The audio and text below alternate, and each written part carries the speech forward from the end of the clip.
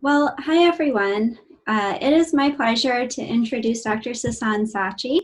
Dr. Saatchi is a principal scientist for the Jet Propulsion Laboratory's Carbon Cycle and Ecosystem Group. His research has advanced our understanding of the role of forests in the global carbon cycle, particularly in the Amazon and Congo basins. He has won many awards for his research, including the Edward Stone Award for his benchmark maps of tropical forest carbon stocks. Today, he will be sharing his research on the role of boreal, temperate, and tropical forests and the interannual variability of the atmospheric CO2 growth rate. So please join me in welcoming Dr. Saatchi. Thank you, Nicole. And let me start.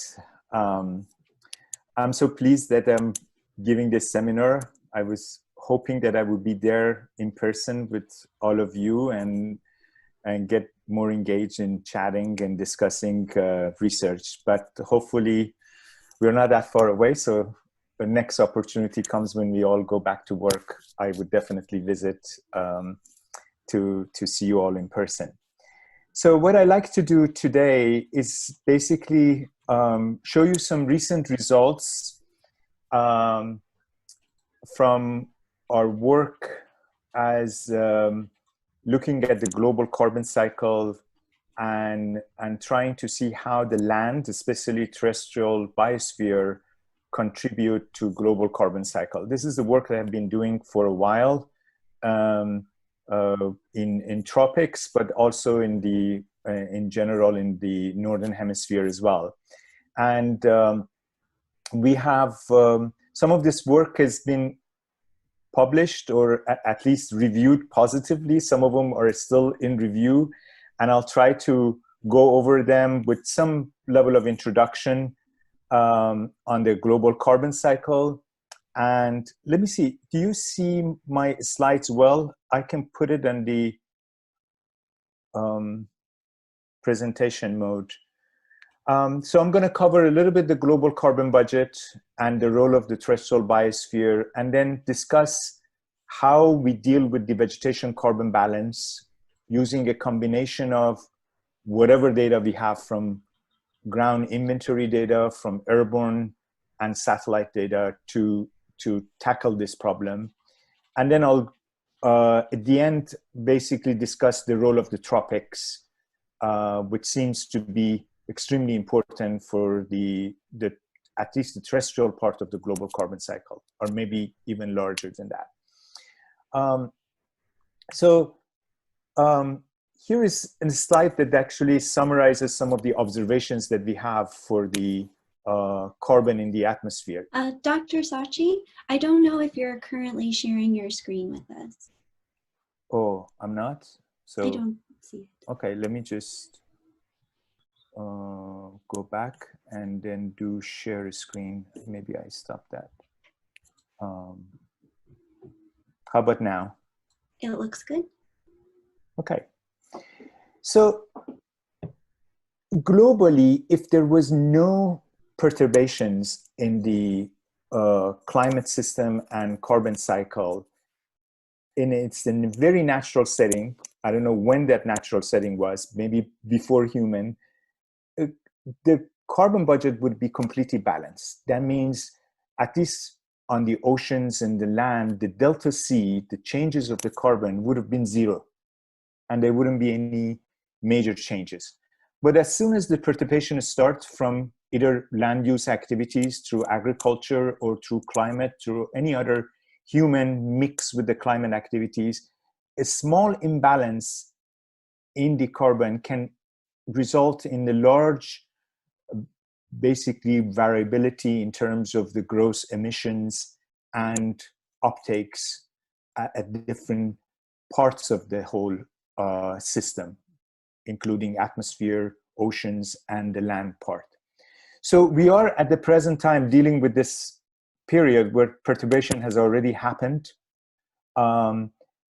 Changes on the land surface has occurred. We are producing fossil fuel in the atmosphere, and this is the typical killing curve that I'm sure everybody is familiar with, that shows our observations in the atmosphere carbon is increasing. If you take the year-to-year change of that carbon, which basically is the atmospheric growth rate, you see that that year-to-year change also shows a large variability, but also an increasing in the atmosphere.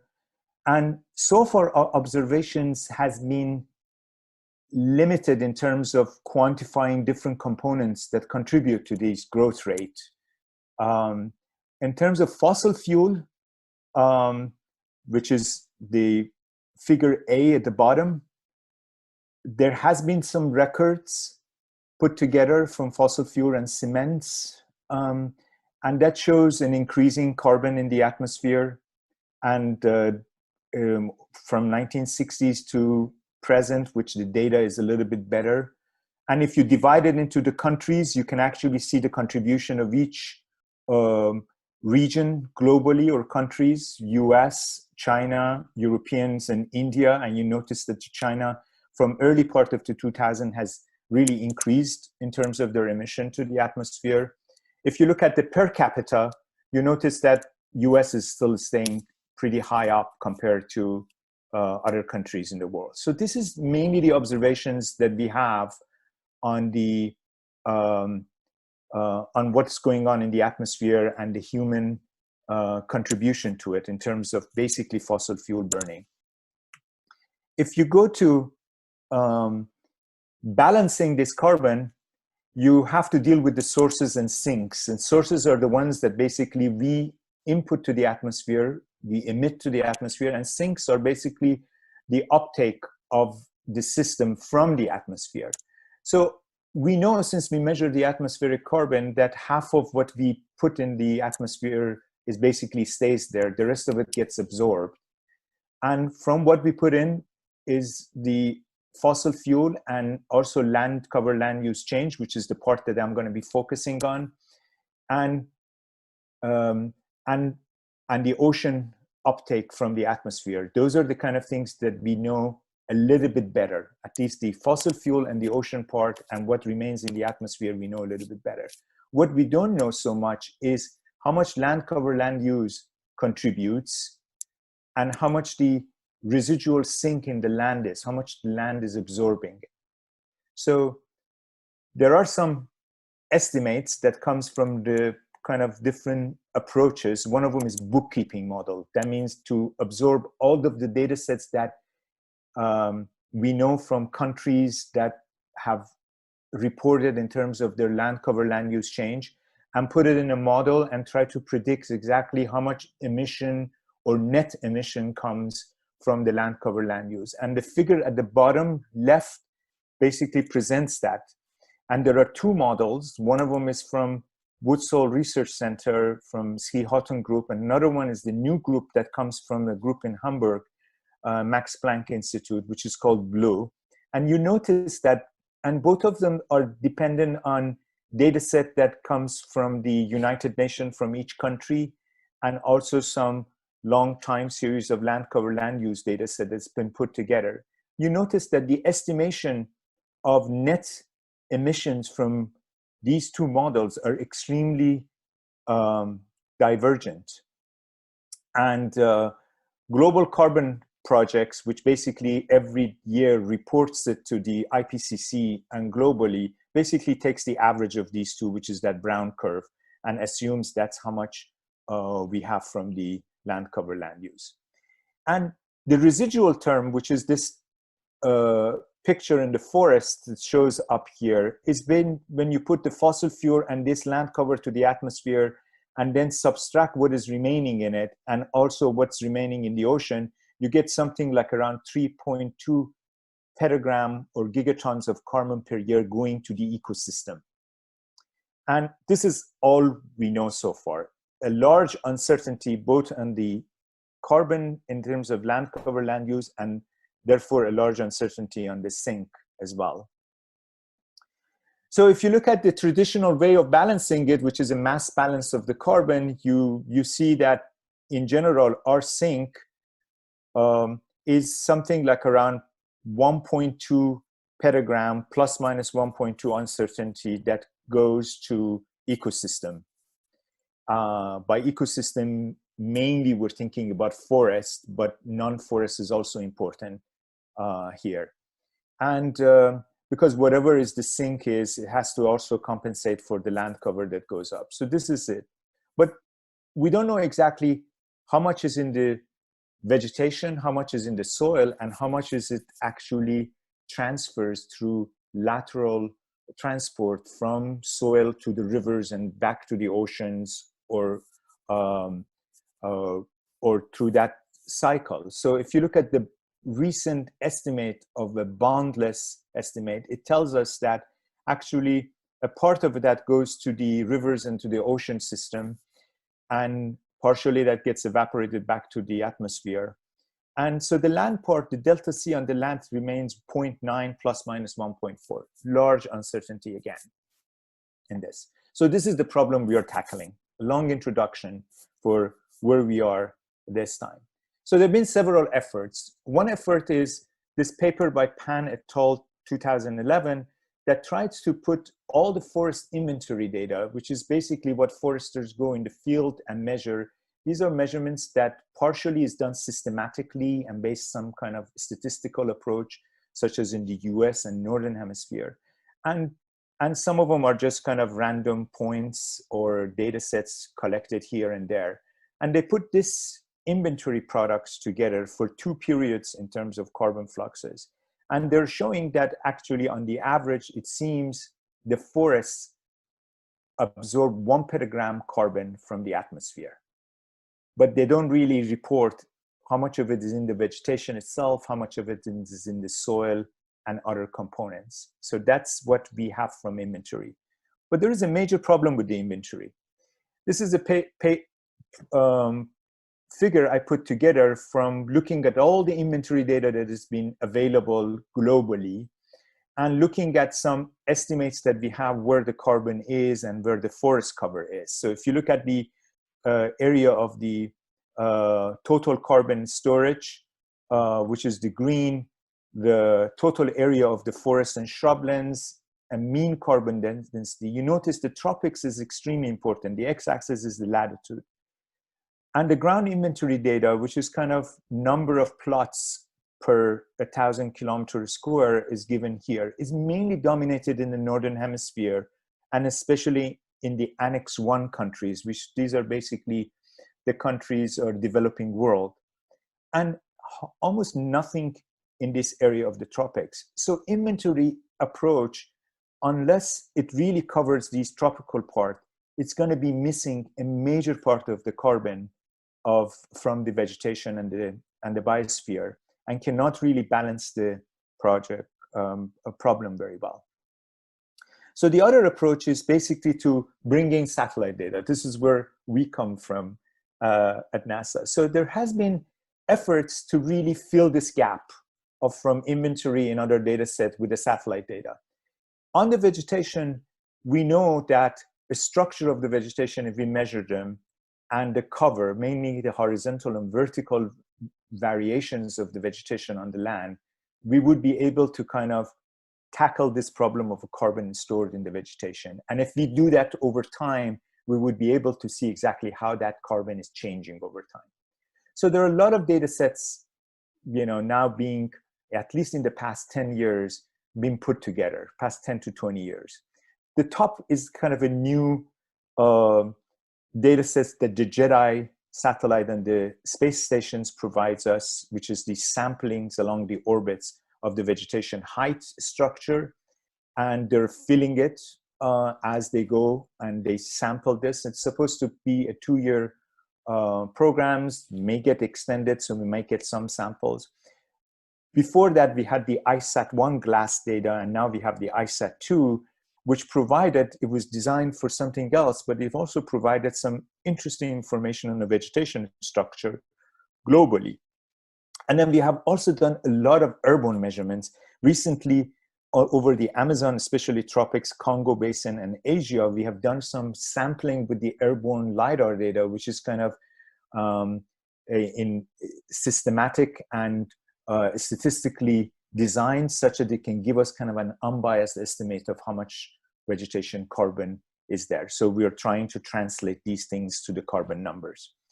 In addition to that, we have also built satellites that can measure the atmosphere carbon. This is an animation from our CMS Flux projects, which basically uses the OCO2 data, which is the orbital carbon observatory that measures the carbon in the atmosphere, XCO2 and XCO. And then we use that with the model, data assimilation model at JPL, which is Cardamom, and try to estimate the net ecosystem production. So this is what you see here is land part. The red is basically emission, the blue is uptake. And this is only for a period of a summer during the El Nino of 2015. So basically the southern summer, basically you see a huge fire from El Nino dominating the carbon in the atmosphere in terms of emission. If you look at the same over a whole year during that year, so you can see a faster pace, you can see the red and blue changing from the southern summer to the northern summer, where the temperate and boreal ecosystem becomes a sink. They absorb a lot of carbon from atmosphere, they become blue, and then this cycle continues every year. So now we can estimate this thing global, the net biosphere exchange globally, but it's a very short period of time and this is still evolving. So how do we combine all of these data sets together? So from the bottom-up approach, inventory is one element. And if we bring in satellite observations from vegetation structure, we can actually probably estimate the carbon in the vegetation. And when we say carbon in the vegetation, we're thinking about several different pools of carbon. One is the live vegetation, which has an above in terms of a SAM cartoon that you see, the trees, and then below, which are basically the root that's live, and that basically has a mass, and that mass has carbon in it. And then there is dead pools or coarse woody debris and litter that are on the forest floor. It sometimes happens when forest trees die and remains in the forest, and then it takes time through a delay to go to the atmosphere. And then soil carbon, which is basically carbon that is stored in the soil through several other microbial processes. And in terms of vegetation, we not only dealing with forests, which is dominant part of the carbon, but there are kind of other type of vegetation in terms of thicket, kind of shrubby forest land and savannas and shrublands and even grasslands. They all contribute to some extent to this carbon cycle. And some of them, forest definitely has a much larger impact, but the other components are also important. So what we really can measure from the satellite data, soil, we hardly can do anything with the satellite observations. And for vegetation, we now have measurements that can help us with the photosynthesis and the entire productivity of the vegetation. Respiration, which basically what vegetation does and soil does in terms of exchanging part of that carbon that they absorb for photosynthesis back to the atmosphere, we really cannot measure that from the remote sensing. From live and dead pools we really cannot measure very well. Live pool we can from the biomass, and we can also monitor the disturbance and recovery process of these to a large extent. So here is basically the tools that we have in our hand to do this carbon balancing. So we basically rely on these data sets. If you think about the glass LiDAR data and look at the figure that I showed earlier in terms of the inventory being missing across a large part of the vegetation, especially in tropics, if you take the glass LiDAR data and put those samples across the whole forest, you notice that we have a very much a balanced sampling of entire vegetation globally, even though glass was not really designed very well and the sampling was not maybe enough, but it gives you a very good sampling systematic over the globe. Jet-eyed system is doing much better. Besides LiDAR, there is also radar systems globally being developed by NASA and NISAR and the European biomass missions that gives you structure and estimates of vegetation biomass. And they're going to be launched in 2 years time periods from in 2022 timeframe. And they would be able to give a wall-to-wall mapping of the vegetation structure and carbon as well for different ecosystems.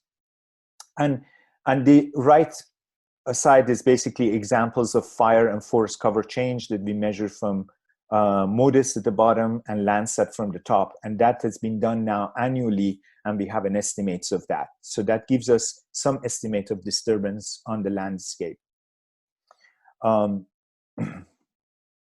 So the examples of the LiDAR data that we use to basically estimate the carbon are here. I'm going to go over it a little bit quickly. You see some examples of the samples here.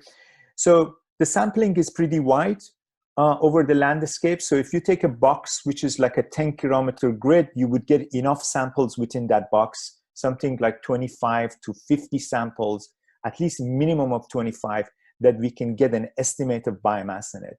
Over tropics, we also have, and also Northern Hemisphere, we have a lot of airborne data sets that can help us also to calibrate this and have a much better estimate, at least at the regional scale for the carbon data. So we use these LiDAR profiles, and we assume these are like an inventory data on the ground.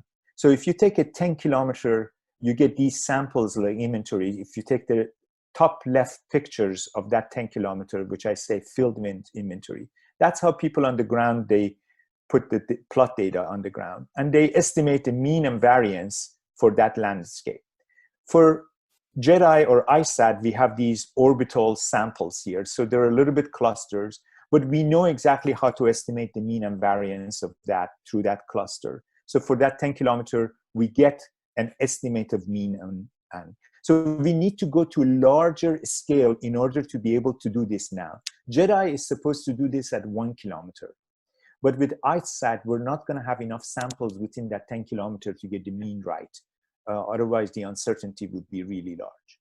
In addition to that, now that we have that carbon estimated for each 10-kilometer cell, as long as they have enough samples in them, we take a huge number of satellite data, which basically covers from 2000 to present, that allows us to get a time series of observation over the land that gives you a little bit from the structural information on what the canopy and system is doing in terms of disturbance and recovery, and also leaf area index or other type of attributes, not necessarily directly carbon, but some attributes of the landscape.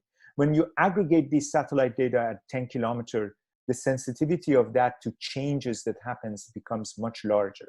So we take all of these data sets, we train them with the glass data and inventory data from ground and airborne data through a kind of a spatio-temporal model. And that model is basically, I'm gonna shift. That model is basically, it's a machine learning model. So it takes all the data sets that you get from glass, from airborne, from inventory data. It takes some estimates from satellite data in the low vegetation that's been designed for different years, combine it in these multi-temporal data sets from 2000 to present, includes any ancillary data such as land cover might be available, topography, which is important, and actually tries to estimate carbon stock at that 10-kilometer cell annually, and then try to get some validation continuously and also correct for any biases that is in the system that we develop from these machine learning tools. So that's basically produces this time series of carbon in the system. And the bottom part is the emission and flux calculations that we can get back to it later. So if you do that from the machine learning approach, from this spatial-temporal approach, we're not just doing some deep learning, I don't get into it. We have designed that to would improve the bias, because bias is really bad in terms of as you aggregate over the regions and you try to understand the time series variations, you really get into a area of large uncertainty that you cannot really derive any important information from. So our goal in this whole process to make sure we have, we can tolerate random error, but we really cannot tolerate bias in the system. So we do that, and we constantly cross-check this thing whenever data becomes available. So now we've finished the 2009-19 carbon, and the JEDI comes, we include that, we run the whole thing again to make sure the time series becomes again unbiased with any new data comes in. It doesn't not need to be satellite, but also the inventory data from different countries or regions. So this gives you a picture of how this carbon map looks globally.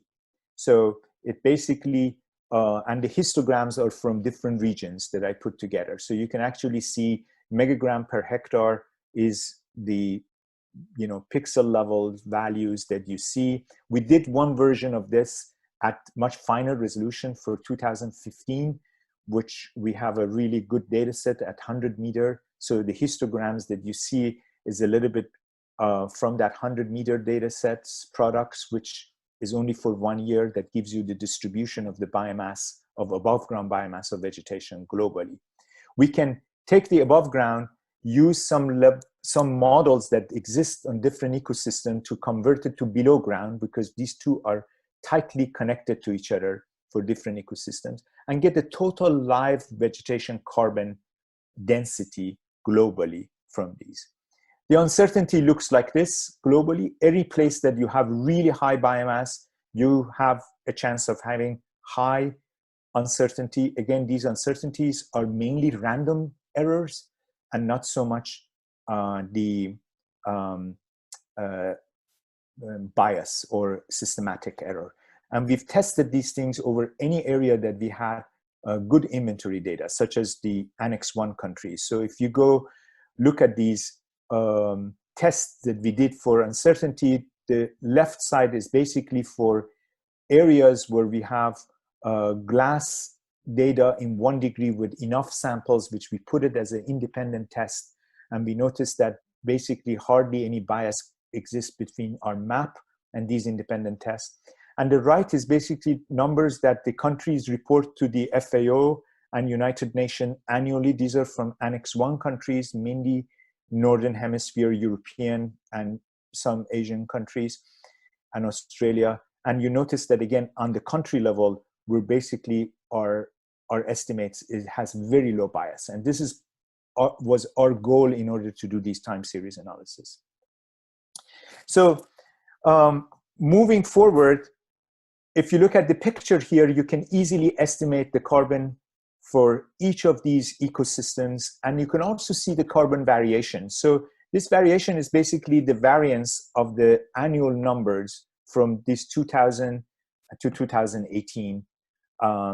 And you notice areas with the variance is large are areas which are extremely dynamic. So these are mainly areas where lower vegetations like savannas, woodlands that gets disturbed, or areas in the Northern Hemisphere where a lot of human activities are going on in terms of logging, wood extraction and harvest, expansion of agriculture, or fires and climate levels of disturbance. So it tells us that most of the areas that are extremely dynamics are actually not so much in the very dense, high biomass forests, but are in the medium to low biomass areas that gets really impacted and has these dynamic changes globally. If you look at the trend of these, 19 years of the data globally, you can see, you can ignore that term land sinks here, but just look at the trend of the biomass change from year to year. And you notice that there are areas that has declining trends, such as the Amazon basin, especially southern part of the Amazon, that's been hit by deforestation, forest degradations, and some level of droughts. There are areas in the tropics, such as the Congo basin, that seems like, and some of the woodlands seems like it's gaining biomass. Northern Hemisphere, the temperate and boreal forests, especially in North America and part of the Eurasia, is gaining carbon. So this is how these gain and loss of carbon can be detected from our analysis. All the numbers that you see here are significantly, statistically significant. So it means the values that we are showing is basically the values that we actually detect in these regions. You can look at it again. This is the 95% confidence interval. So you see that when you do the 95%, you lose a lot of areas that don't become significant, but it still shows you a large area of the globe in the top left picture. If you aggregate these things on each biome level or each ecosystem level, that means forget about the spatial variability, but look at that. You notice that almost the entire vegetation globally is gaining carbon. They're green. And except the new tropics, the Amazon basin, part of the Central America, and part of the Southeast Asia, especially the insular Asia in the islands. Everywhere else is gaining carbon. Some of the grasslands and stuff seems like in the temperate regions are also losing carbon, and maybe some areas in the savanna regions. But overall, the ecosystem is gaining. That's where the carbon sink in the vegetation basically comes from. You can look at also the trend and variability across different biomes globally from these pictures that we have. The colors around the gray areas or light blue areas along these curves are basically 95% confidence interval from our trend. So it basically tells us that sometimes year-to-year changes might be difficult to really absorb from, detect from our analysis, but long-term changes are possible. If you look at each country, you can also see that, you know, places like United States has been always a carbon sink in terms of vegetation. It's always carbon uptake, especially in the northwest and southeast regions of the US. Russian Federation is also has been includes Siberia and a lot of these areas that has less human impact, but has been gaining carbon. China, because of the afforestation, is gaining carbon. But from the tropics, which are the bottom plots, you notice Brazil, Indonesia are two areas that are actually losing carbon, and Congo Basin, which includes mainly 3 countries dominant in the region, those are gaining carbon. So that tells you, you know, the human interactions and also partially climate effect on these carbon exchange in the atmosphere. Some of these results are not extremely new because people have been thinking about it, or some of the plot data has been showing it, but this is for the first time we actually provide spatial data, and we can actually look at these things a little bit in a more refined way. We can now look at the emissions and reduction and uptake. So that was basically carbon stored in the vegetation annually. So if you take the year-to-year changes of it, as I showed, you basically see the fluxes of carbon. It basically, you see the carbon changes. In order to attribute those to what is going on the land, we need to kind of try to get the land cover land use change element into it. Otherwise, it would just basically be a kind of a gross change of the carbon in the system, which is extremely valuable. But in order for policy implementation, RED project, and Paris Agreement, it's very important to basically separate these things in terms of what is the humans are doing over the landscape in terms of the changing it and how much we gain from maybe letting the system grow or restore forest. So there are several elements that impact this. Forest and non-forest transition has been always the dominant, especially in the tropics, where forest is being cut to plant, you know, crops or for pasture grazing land. Shifting cultivation, which is part of that system, is a system that mainly happens in the tropics, but it's existed in the northern hemisphere as well, but has declined significantly. It's mainly land being converted for a few years for agriculture and then gets abandoned. Forest grows in it, absorbs a lot of carbon, and then may get cut again. Wood harvest from logging, wildfire exists. Some of them overlaps with deforestation. Some of them exist just because of the climate and or spreads and impacts the forest. And there is afforestation, which is people planting forests or restoring forests in the land system.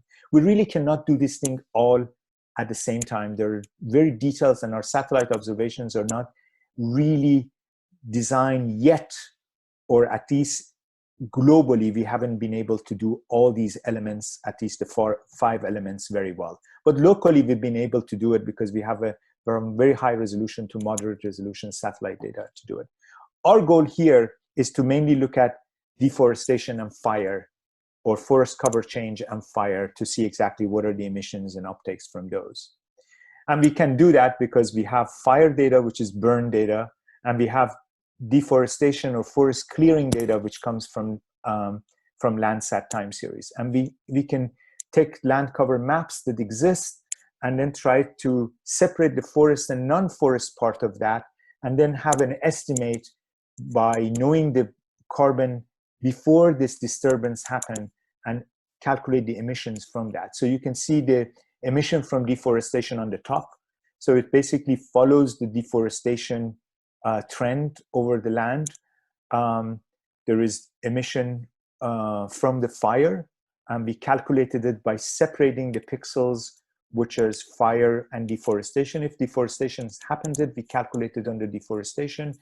And if it's fire, we calculated over fire, such that we don't have the double counting of those, because it's, at least in the tropics, they happen over same areas. And then for the non-forest areas, we also calculate that.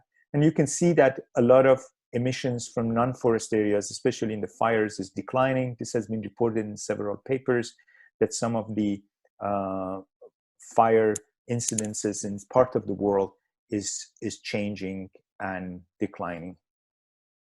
So we calculate those, and then once we calculate them, we can actually, for each pixel, we now have the emissions from deforestation, forest clearing, and emission from fire. We can subtract that from the delta biomass change or carbon change that we have, and calculate the total emission and residual uptake that comes from those pixels. And we can sum those up over different regions or different ecosystems. And these are a table that basically shows that the total carbon, which is this, and also the net change of the carbon in petagram per C, it includes the emissions and the regional C uptake of the carbon, and all given in petagram. And you can see the tropical part mainly dominates in terms of magnitude of both the emissions and also uptake. So at the bottom, you see at the global total, you have huge emission coming in, like around 3.4 petagram, and you have close to 3.7 petagram that goes to the uptake. So if you take a picture on the right, you can see that from our bottom-up approach, the uptake of vegetation mainly compensates that emission that comes from these two dominant disturbance that happens. If you remember from the beginning of the slides, from the national inventory and bookkeeping, the entire ecosystems globally had a 0.9 petagram carbon per year, plus minus 1.4 on the uncertainty. And that 0.9 was a mixture of soil, live vegetation, dead pools, litter, and everything in it. And so we are basically seeing that almost that difference is around 0.4 for just live vegetation, at least from our analysis that comes out. So in terms of magnitude, it's not that different from what the bookkeeping gives globally, except now we know exactly where these sink and source are spatially and regionally. And we can talk about this balance from the residual here in this figure on the right much later, because we can use our data set combined with what fossil fuel and atmospheric measurements are, try to get, and what ocean is, try to get the residual sink, and notice that the residual sink has some component on the live vegetation, and there is a remaining part which we really don't account for, and that remaining part can be lither soil, and maybe even some imbalance or movements of the carbon from different pools. And that goes down, which we put it here as an arrow of 1.4 petagram. These numbers are important for those who really care for the carbon balance in the atmosphere and the uncertainty around that. But for us here today, I think the fact that we can quantify these things with the satellite data to the level that are meaningful and corroborate some of the data set, especially in the Northern Hemisphere, and in terms of magnitude can separate different regions globally and allocate them from disturbance and recovery, it's very important. You can look at the variability of this also globally, and you notice that disturbance in general, this is some of the interesting findings we find. So if you take the Landsat time series and carbon associated with that emissions and the fire and the emission from that, and you plot it annually, you notice that the top two curves, these two really do not have so much interannual variability, or at least it's extremely small. The remaining part, which is the carbon sink or uptake from our analysis, has a much larger variability. Of course, when you take the interannual variability, since it's change, the uncertainty goes much larger in it. So you can see the uncertainties around these. The uncertainty on these emissions of deforestation and fire is much smaller because in general, at the larger scale, our uncertainty of carbon numbers are smaller. And you can also compare that to the interannual variability of the atmospheric growth rate, which is on the right figure shown in green. You notice that also has a large variability compared to the disturbance variability. So from these two, we can actually conclude something very interesting, that the interannual variability on the terrestrial biosphere does not come so much from the disturbance, but it comes from the uptake. And this is a very interesting result. I think we thought about it a lot, but the fact that disturbance doesn't really have so much, although El Nino increases disturbance and there are these effects, but on the average comparison of land use and natural effects really do not have that much interannual variability compared to the uptake. And it shows both not only in our results, but also from other model results and also bookkeeping approach. So we want to actually delve into a little bit to what these interannual variability tells us and where is it coming from. So the next few minutes, I'm going to cover this part and then stop for question and answers. So let me just go, I'm going to skip this. So if you take the global interannual variability of our carbon and then the tropical part of that, you notice that globally, there are some correlations, but the correlation with the interannual growth rate is very small. To do that interannual growth rate, basically, we inverse that and take the basically year-to-year change it, so it becomes similar to what we are doing from bottom-up approach. So the blue and red curves becomes, the same sign. And so the top basically shows globally, the bottom shows over the tropics. So you notice that huge correspondence between two. Remember, the first one, the red or the orange ones from atmosphere, is basically pure measurements of the atmosphere. And the blue one is what we did from our exercise that I showed it to you. You can actually look at the contribution from each component of the vegetation that comes in the tropics. You notice that there is a large component of the moist tropic. There is a large component also from the dry woodlands and shrub, and a much smaller component from the grassland. So this basically, tropical ecoregions dominate the interannual variability of the atmospheric growth rate. You can also separate, and this is exactly the same curve. We basically put the moist tropic and add the subtropical dry regions and subtropical non-forest, and you can actually see how they contribute gradually to creating something like 78% explaining the interannual variability. The rest of them comes from what the Northern Hemisphere is doing. We try to separate this thing again from the disturbance and recovery. As you notice, globally, disturbance doesn't have any interannual variability strongly. And we did this thing through a kind of a mass balance approach that we have here to separate the loss and gain for each of our pixels, and then try to separate the losses from deforestation and fire, take the part which is the gain, which is the net gain of vegetation from all the other activities, and then correlate that. And you notice that, again, both in this picture, and if you look at on our next results, you see that. Again, for tropics, the disturbance has no correlations with the interannual variability. The blue is the loss from deforestation and fire, and then together, and then gain, although from deforestation and fire and together, has a large correlation with the atmospheric growth rate. This is just basically desegregating those into different components. So uptake of carbon is extremely important for this. Now, the question is why this uptake is important.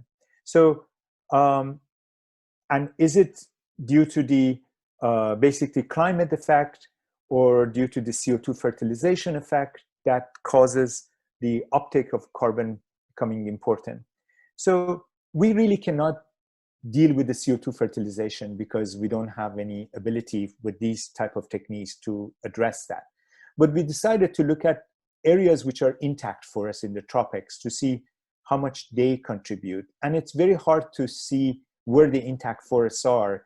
So we took only these 2000 to present deforestation and fire data, and we look at 1% disturbance within a 10 kilometer pixels and 0.1% disturbance to separate the areas that remain intact. So if you look at the 0.1% disturbance in each pixel, that means anything less than more than 0.1% disturbance has been excluded from our analysis. Those are those orange areas.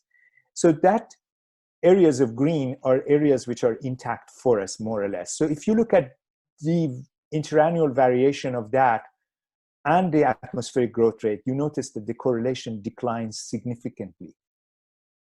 But areas that has been disturbed and going through the recovery still remains correlated with the atmospheric growth rate. So we can, from this, conclude that probably areas that is going under recovery are more important to explain the atmospheric growth rate than areas which are intact forests. And this idea that the intact forest is still growing in carbon, it might be true because of the atmospheric CO2 fertilization. However, we really cannot detect it very well because the growth is very small. It needs much longer time series of observation, and maybe is within our margin of errors when we look at these old growth forests.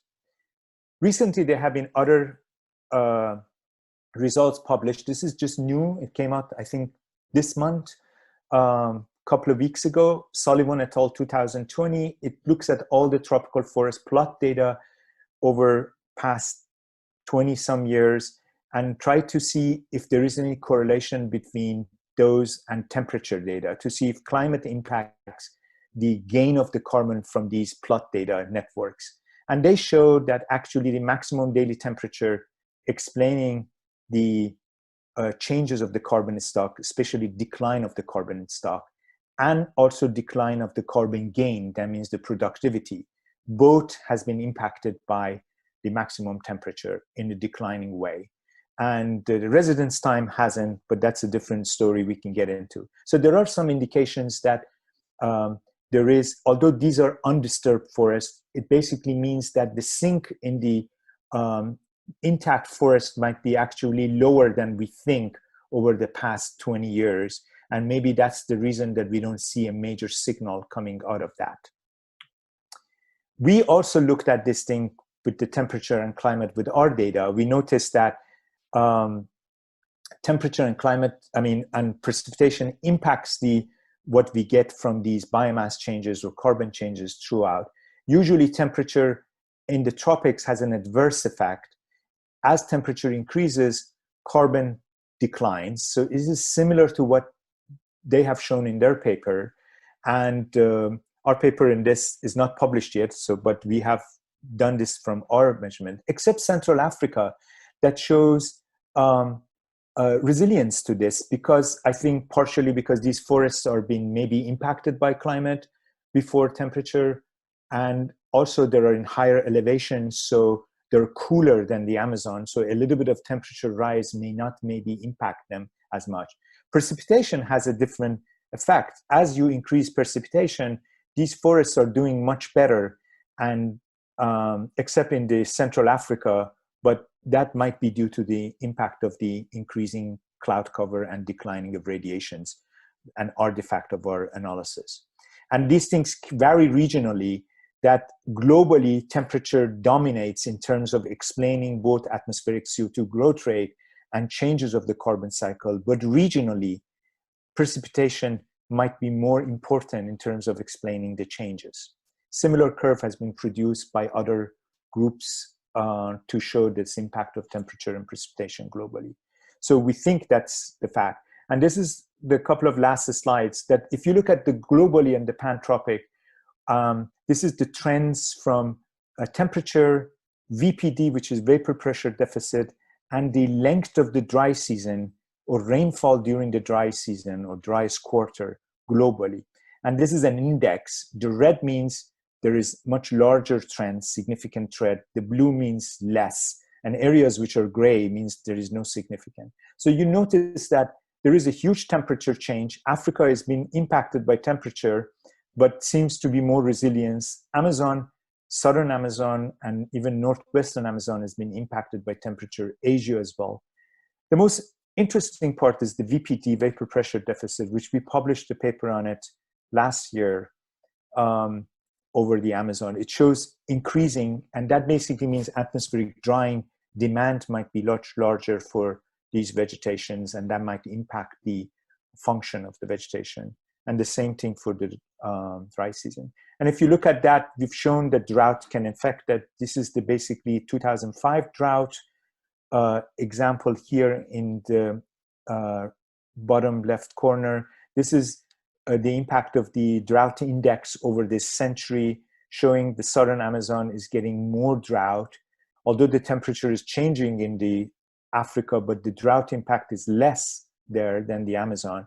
And if you look at the impact of the drought, this is the paper we published, Yan et al. In 2017.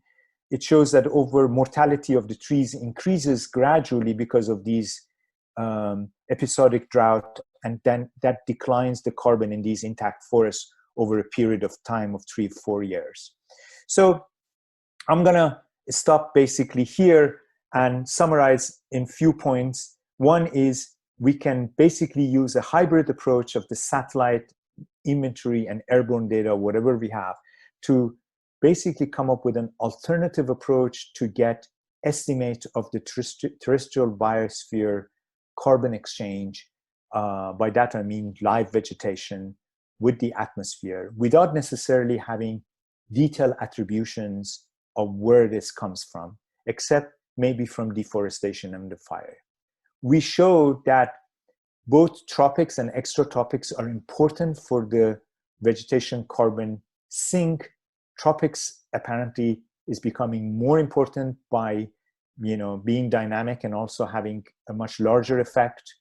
Interannual variability atmospheric growth rate is dominated by what is going on in tropics and hardly anything from the northern hemisphere. It seems northern hemisphere explains the secular trend more, and tropics explains the interannual variability. And then disturbance and recovery are also important to explain this, except disturbance doesn't really explain the interannual variability. It's the uptake or recovery after disturbance that correlates with climate and other environmental conditions that causes this interannual variability in the atmospheric growth rate. So I'll stop here and see if there's any questions.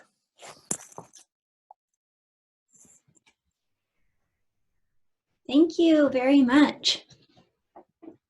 I think we have time for a couple questions. I hope more.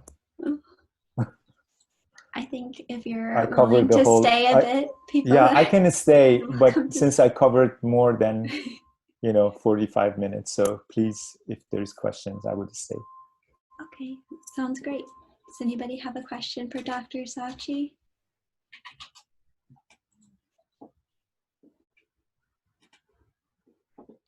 Feel I know free we to. have a meeting after this with the ecosystem group there, so probably there would be more discussion points there. True. This is Sassan. I have a question. This is Jim. Sure. Sassan? Go ahead. It seems like you made the comparison with the results from PAN at the beginning of your talk, and it seems to me like the PAN. Tell me if this is wrong, but they were able to account for almost all of the sink in the vegetation. A lot of it was in the above ground biomass, but your estimates really place. You find lower estimates in many places than PAN, right? Is that correct? For the We do, carbon in the because, vegetation? I mean, what is the difference is PAN probably is much better in the Northern Hemisphere because they use some of the inventory data from northern countries. But their estimate over tropics is just from some of these plot data that from previously, they used the plot data from rainfall, for example, that they were showing almost 0.5 petagram carbon in the above ground sink. And they, if you remember, they associated that with the atmosphere, with CO2 fertilization. Since then, their results have actually changed with few papers they published. They really show actually in the 21st century, those numbers are not really valid. So from 1 petagram that PAN shows, and also 1 petagram of PAN, you're right, is largely in the above ground, in the live biomass compared to other pools. But she doesn't completely separate those because the carbon number in the soils and there are indications that if soil emission is larger, your sink becomes lower. So therefore, there are indications in Northern Hemisphere there is much larger source in the carbon from the soil. And that 1 petagram can really switch or become lower. So we are showing globally it's around 0.4 petagram annually on the vegetation growing instead of 1. And in some regions more. That actually in tropics, we show that the wet tropics is lower, except in Africa, but the dry tropics has much larger influence. And that has been already supported by a couple of other products and modeling activities going on.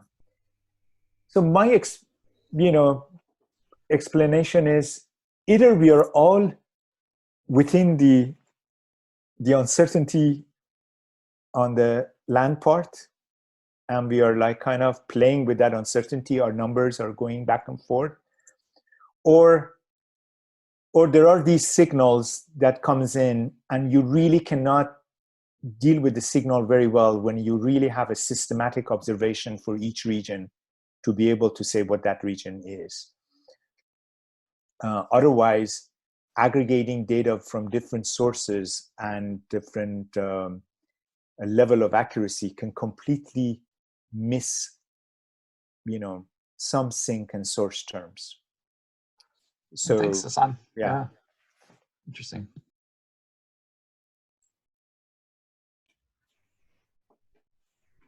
Are there any? Oh, go ahead.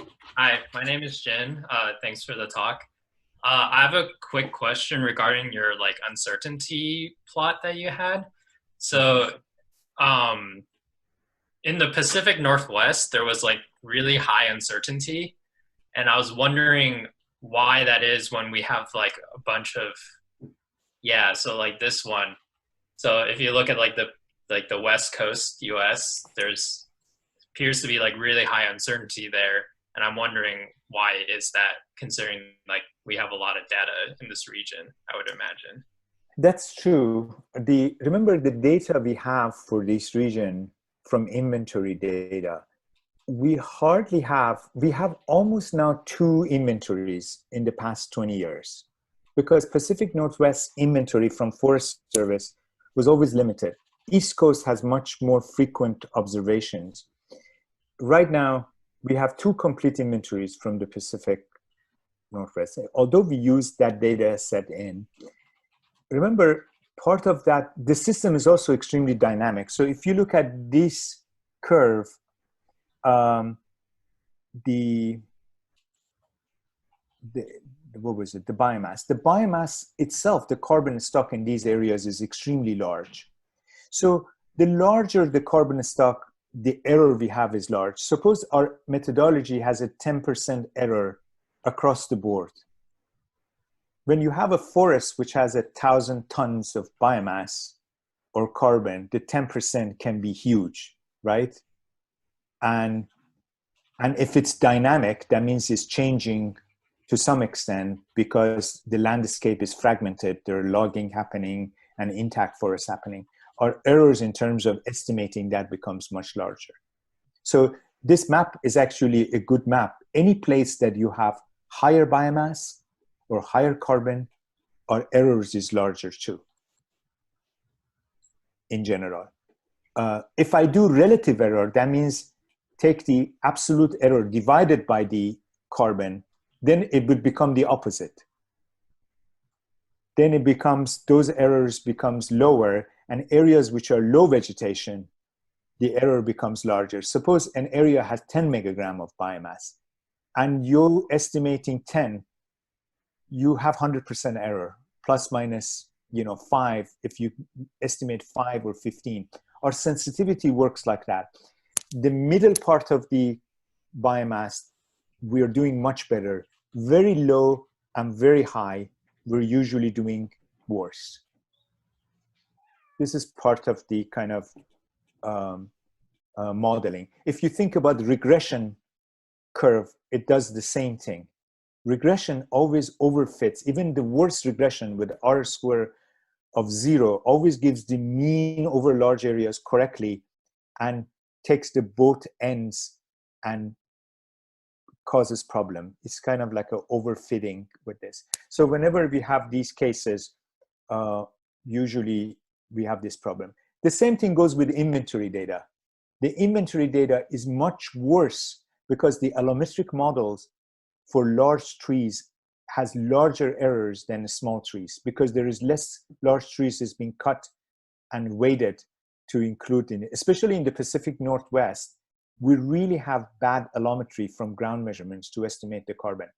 It's been known for years because you really cannot cut a redwood and do that. And people have done terrestrial LiDAR observation from these forests, and they show that there is a much larger difference in terms of the biomass you get from terrestrial LiDAR and you get it from the inventory data, just because the allometry in estimating carbon is very difficult for these forests. So in general, our uncertainty is very much similar to what the uncertainty are available on the ground as well. Thank you.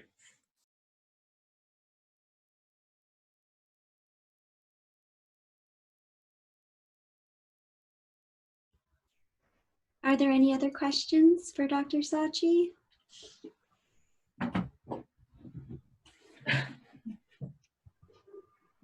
Okay, well, thank you very much for joining us for today's seminar.